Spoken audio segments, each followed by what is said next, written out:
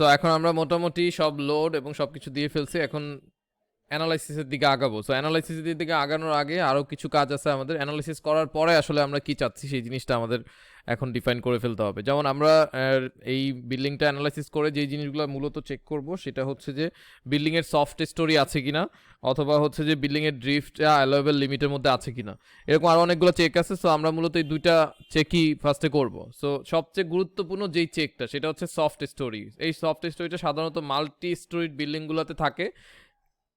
Multi street বিল্ডিংগুলোতে দেখা যায়, যেমন আমাদের এই বিল্ডিংটাও যদি দেখেন আপনি, উপরের দিকে কিন্তু যথেষ্ট ওয়াল থাকবে, তারপর হচ্ছে যে ওখানে মানুষ থাকবে, প্লাস হচ্ছে যে চারদিকে ওয়ালের একটা ব্যাপার থাকে। সো ওইখানটার যেই লোড, এবং হচ্ছে আপনি যদি নিচতলায় আসেন যেখানে আসলে গ্রাউন্ড ফ্লোর, যেখানে হচ্ছে আপনার কোনো গাড়ি টাড়ি পার্কিংয়ের জন্য রাখা হতে পারে, অথবা আদার্স অন্য কোনো রিটেল কাজের জন্য ওইটা ব্যবহার করা হতে পারে ওই জায়গাটা, যার কারণে যেটা হয় যে ওই জায়গায় কিন্তু চারদিকে কোনো ওয়াল থাকে না। সো যে ওয়ালটা না থাকার কারণে এইটাকে, এই যে স্টোরি, এটার ওয়েটটা একটু কমে যায়, উপরের স্টোরির সাথে এটার আর রেগুলারিটি থাকে না। সো এইটা যেন একটা সার্টেন লিমিটের মধ্যে থাকে।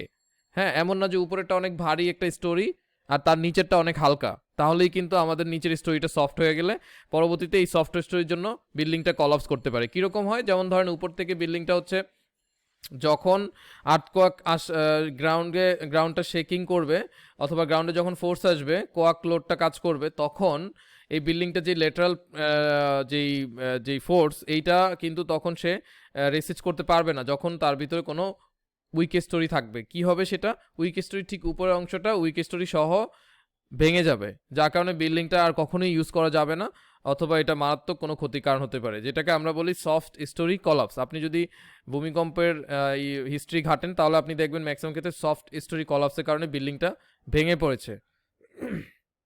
সো এই সফট স্টোরিটা আসলে কখন হয়, এটা টোটালি স্টিফনেস রিলেটেড, রাইট? তো স্টিফনেস রিলেটেড একটা ইরেগুলারিটি আমাদের যখন বলা হয় যে stiffness irregularity soft story, as per the provision of the code, a soft story is one in which the lateral stiffness is less than 70% of